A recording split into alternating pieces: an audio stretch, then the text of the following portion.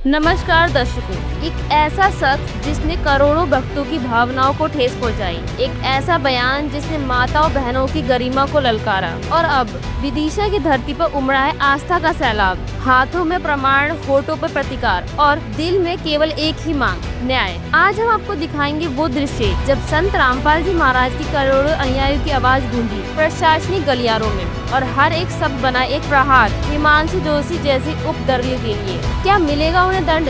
क्या रुकेगी ये अनैतिकता? आइए जानते हैं इस पूरी सच्चाई को। अगर आप हमारे चैनल पर पहली बार आए हैं तो वीडियो को लाइक करें और चैनल को सब्सक्राइब करना ना भूलें। तो चलिए शुरू करते हैं। साथियों, हम आज खड़े हैं मध्य प्रदेश के जिला विदिशा में और ये जिला विदिशा का कलेक्ट्रेट कार्यालय है, पुलिस अधीक्षक महोदय का भी कार्यालय है। और यहाँ पर कुछ लोग एकत्रित हुए थे और जैसे हमें सूचना मिली थी कि यहाँ पे काफी संख्या में माता बहन और जो पुरुष लोग हैं वो एकत्रित होने वाले हैं, तो हम यहाँ पे आए। हम लोग जानने का प्रयास करेंगे कि यहाँ इतनी बड़ी संख्या में ये लोग क्यों उपस्थित हुए हैं। सर, क्या नाम है आपका? प्रवीण कुमार लोधी। सर, आप लोग यहाँ पे क्यों उपस्थित हुए हो? हम यहाँ पर हमारे कलेक्टर साहब और एसपी साहब महोदय को आवेदन देने आए हैं। किस चीज का आवेदन सर? हम आवेदन देने आए हैं, एक हिमांशु जोशी नाम का एक व्यक्ति है, उसने हमारे संत रामपाल जी महाराज जी और उनकी जो पुस्तकें हैं, जो कि सभी धर्मों से प्रमाणित पुस्तक हैं, यानी सभी शास्त्रों से प्रमाणित पुस्तक हैं, उन पर बहुत अभद्र टिप्पणी की है। और हमारी देश में जो 6 करोड़ अनुयायी हैं संत रामपाल जी महाराज जी के, उनके जो माताएं बहनें हैं, भक्त हैं, उन पर बहुत ही अश्लील टिप्पणियां की हैं, उन पर गंभीर आरोप लगाए हैं। तो उसके खिलाफ में हम यहाँ पर आवेदन देने आए कि उस हिमांशु जोशी नाम का जो व्यक्ति है, उसने मतलब कोई भी बिना सबूत के उसने इतनी जो अभद्र बात की है, उसका उसके पास कोई प्रमाण भी नहीं है, तो उसके खिलाफ में FIR दर्ज होगी। यहाँ पे आप देख पाओगे बड़ी संख्या में माताएं बहनें भी उपस्थित हैं। हम लोग इनसे भी जानने की कोशिश करेंगे कि ये यहाँ पे क्यों आए। और सबसे पहले तो आपको ये दिखाएंगे कि ये हाथ में अपने बैनर को रखे हुए हैं जिसपे लिखा है तीनों देवा कमल दल बसे, ब्रह्मा विष्णु महेश, प्रथम इनकी वंदना फिर सुन सदगुरु उपदेश। ये बैनर के साथ ये यहाँ पे खड़े हुए हैं। इन लोगों से हम जानेंगे क्यों आए आप। नमस्कार दीदी, क्या नाम आपका? मेरा नाम सुरेखा कुशवाहा है। आप लोग यहाँ पे क्यों आए हैं? यहाँ पर हम हिमांशु जोशी जी हैं, उसके हिमांशु जोशी जो है ना, जो एक बंदा जो गुंडा है, उसका ज्ञापन देने के लिए आया, क्योंकि उसने हमारे जो संत रामपाल जी महाराज से जुड़ी जो माताएं बहनें हो उनके बारे में बहुत अभद्र टिप्पणी की है। ऐसा ऐसा बोला है कि सर बताने में भी शर्म लगती है हमको कि 10-10, 15-15 हजार में माताओं बहनों को मतलब आश्रम में ले जाते हैं। गंदी गंदी बातें बोली हैं जिनको मैं आपके साथ शायद शेयर नहीं कर सकूँ। तो दीदी, आप लोगों की जो आप लोग यहाँ पे एकत्रित हुए, तो आप लोगों की मांग क्या थी इसको लेके? हमारी मांग ये है कि इसको कड़ी से कड़ी सजा मिले और ये संत रामपाल जी महाराज के चरणों में 100 बार नहीं, 1000 बार नहीं, करोड़ों बार नाक रगड़े और माफी मांगे, ठीक है, और इसको सजा भी हो। आपने FIR कराई कि इसके भी? FIR कराई है। इसको क्या पता कि संत रामपाल जी महाराज का जो आश्रम है उसमें क्या चलता है, कैसे कितने शिष्टाचार से बहनों को रखा जाता है। मतलब बहनों की व्यवस्था अलग होती है, भक्तों की व्यवस्था अलग होती है, जहाँ तक कि खाने पीने का जो भंडारा होता है वो भी अलग अलग तरीके से लगाया जाता है। आप जुड़े हैं क्या संत रामपाल जी? मैं संत रामपाल जी महाराज की अनुयायी हूँ। और मैं एक बात बोलना चाहूंगी इसके लिए, जो हिमांशु ये गुंडा है ना, ये संत रामपाल जी महाराज ने हमारे लिए एक शिष्टाचार सिखाया, वरना अभी तक तो इसको पता ही नहीं होता कि होता कहाँ। लेकिन हमारे गुरुजी हमें बताते हैं कि डरना भी नहीं है और लड़ना भी नहीं है, बेटा प्रशासनिक तरीके से इसका काम करना है। गुरुजी हमें ऐसा सिखाते हैं, नहीं तो पता नहीं अभी तक तो इसका क्या हाल होता जो हमारे ऊपर ऐसी उंगली उठा रहा है। अच्छा, आए दिन कुछ न कुछ टीका टिप्पणी करते रहते हैं संत रामपाल जी महाराज जी के बारे में, उनके आश्रम के बारे में।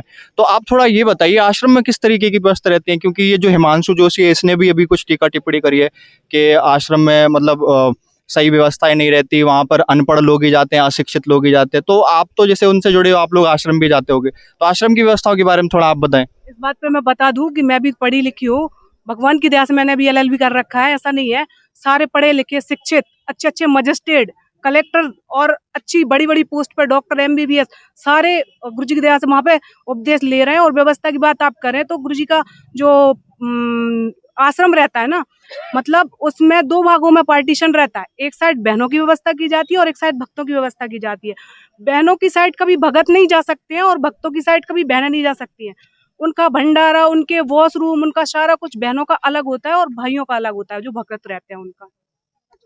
तो हम और भी जानने की कोशिश करेंगे। जैसे अभी बहन जी ने बताया कि आश्रम में व्यवस्था सही होती है, लेकिन हिमांशु जोशी ने बहुत अभद्र आरोप लगाए हैं। एक और हिमांशु जोशी का आरोप है कि संत रामपाल जी महाराज जी ने कुछ पुस्तकें छाप रखी हैं, वो भी पुस्तकें बहुत गलत है, उसमें हर कुछ लिख रखा है, मतलब बकवास उसमें छाप रखी है, ऐसा अभद्र तरीके से बोला है। तो सर आप ये बताइए कि संत रामपाल जी महाराज जी की पुस्तकों का विरोध क्यों होता है?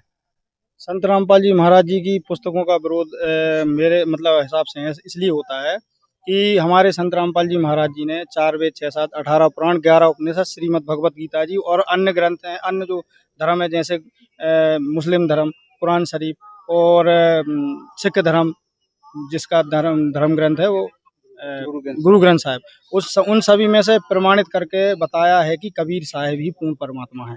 और ये जो समाज है हमारा ये जानने को तैयार नहीं है क्योंकि उनको शिक्षा ही नहीं मिली, उनको कोई प्रमाणित ज्ञान नहीं दिया कि जो कबीर साहिब है पूर्ण परमात्मा है। बस यही उनका विरोध है।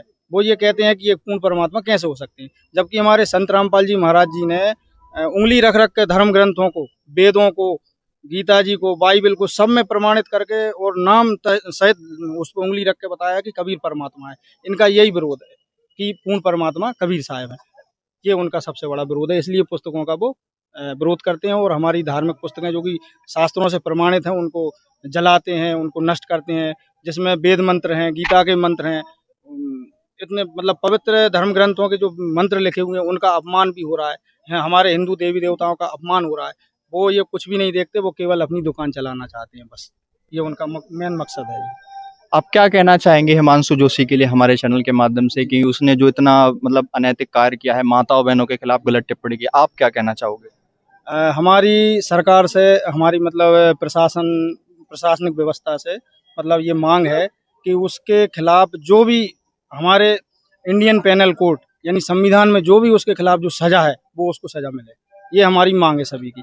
और हमारे संत रामपाल जी महाराज जी के विरुद्ध जो उसने बहुत ही अभद्र टिप्पणी की है, जो कि बिल्कुल उसकी गलत बात है, ये कोई प्रमाणित बात नहीं है, उसके खिलाफ उस पर कार्रवाई हो, सख्त से सख्त, जो भी संविधान में जो नियम है उसके तहत उसके ऊपर कार्रवाई होनी चाहिए। हमारे जो 6 करोड़ अनुयायी हैं संत रामपाल जी महाराज जी के, हम सब की यही प्रार्थना है कि उसने जो धार्मिक भावना हमारी जो आहत की है उसके खिलाफ कड़ी से कड़ी उसकी सजा मिलना चाहिए उसके लिए, ये हमारी सबकी मांग है जी।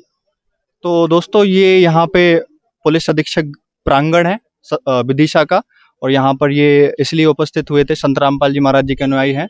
जो हिमांशु जोशी नाम का व्यक्ति है उसने कुछ अभद्र टिप्पणियां कर रखी हैं संत रामपाल जी महाराज जी और संत रामपाल जी महाराज जी से जुड़ी हुई नाम दीक्षित बहनों माताओं के लिए, तो उसका विरोध करने के लिए ये यहाँ पे बड़ी संख्या में उपस्थित हुए थे। तो हम एक प्रश्न और जानना चाहेंगे कि संत रामपाल जी महाराज जी के बारे में ये कहा जाता है कि उनसे तो बगैर पढ़े लिखे लोग, मतलब जो पढ़े लिखे नहीं है, जिनको कुछ नहीं आता, गंवार, इस तरीके से उसने टिप्पणी जो कर रखी है, तो क्या ऐसा सही है क्या? देखिए सर, जो इस तरीके की इन्होंने टिप्पणी की है ये बिल्कुल गलत है। हमारे संत रामपाल जी महाराज जी से पढ़े लिखे लोग भी जुड़े हुए हैं। मैं खुद एक टीचर हूँ। यहाँ पे काफी लोग हैं ऐसे जो अच्छी पोस्ट पर हैं, पढ़े लिखे हैं सारे, और सभी लोग धर्म ग्रंथों से, जो शास्त्रों से प्रमाणित उन्होंने ज्ञान दिया है उसको सभी ने मैच किया है, उसके बाद ही सभी लोग उनसे जुड़े हैं। तो ये कहना कि अनपढ़ लोग और सिर्फ जो अशिक्षित लोग हैं वो ही संत रामपाल जी महाराज से जुड़े हैं, ये बिल्कुल गलत है। एक और लास्ट प्रश्न है, उसने बोला है कि आप लोग ना शास्त्रों के आधार पे भक्ति नहीं करते, सनातन को नहीं मानते, तो इसके बारे में क्या होगा? आप शास्त्रों को नहीं मानते क्या?